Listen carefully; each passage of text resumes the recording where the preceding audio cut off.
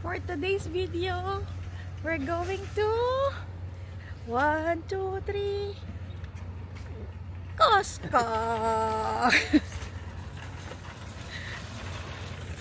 So there's no exact agenda.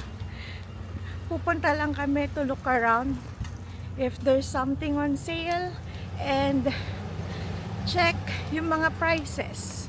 Like, shout out sa aking followers Roan and Michael Ballesteros requesting grocery prices here in Canada.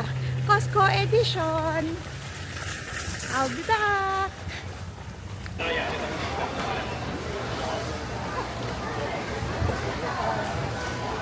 This is the Costco prices. See. We just bought $150 hot dog sandwich. And that's including the soft drinks or water.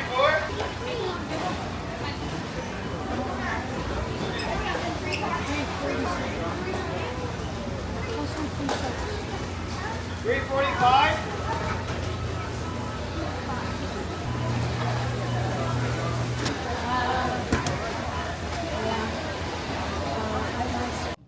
Hi guys! Nagpunta kami ng Costco kanina with the intention na mag-vlog inside Costco.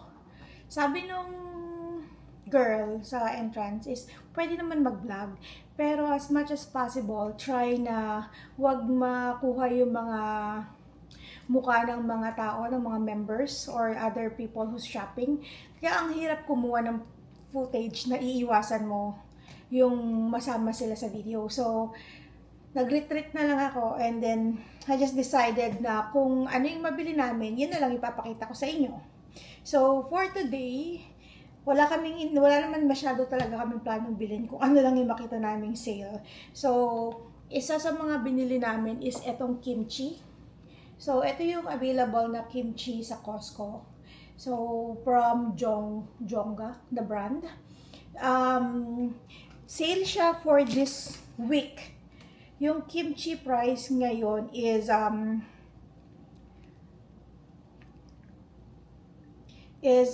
yung regular price niya is $10.99.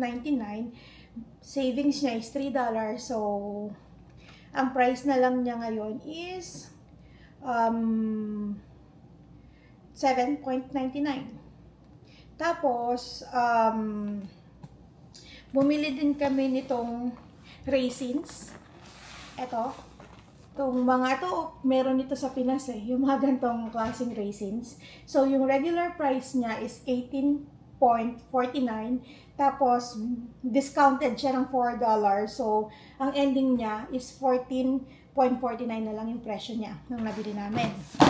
Aray. Tapos, and then, may binibili kami. Gusto na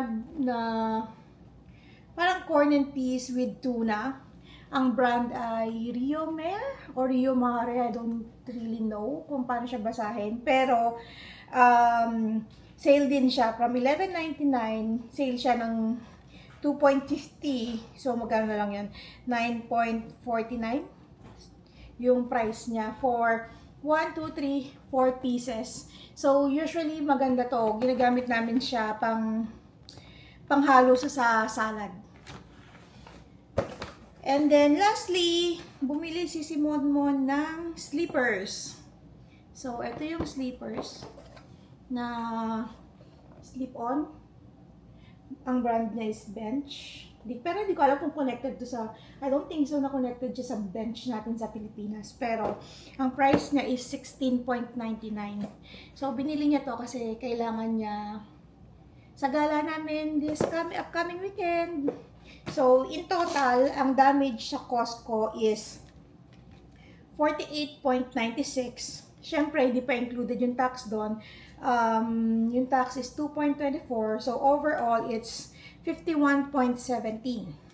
Ito yung resibo, $51.17. So, picturean ko na lang yun mamaya. Yun. So, yan yung Costco haul ko for this week. Maggagawa na lang ulit ako ng video for Costco ng mga prices kapag time na ng grocery namin, kapag nagbili na kami ng mga meats and ano pa yung mga bibili namin. Kung ano pa yung mga madampot doon. Ayun! That's it for today. Bye!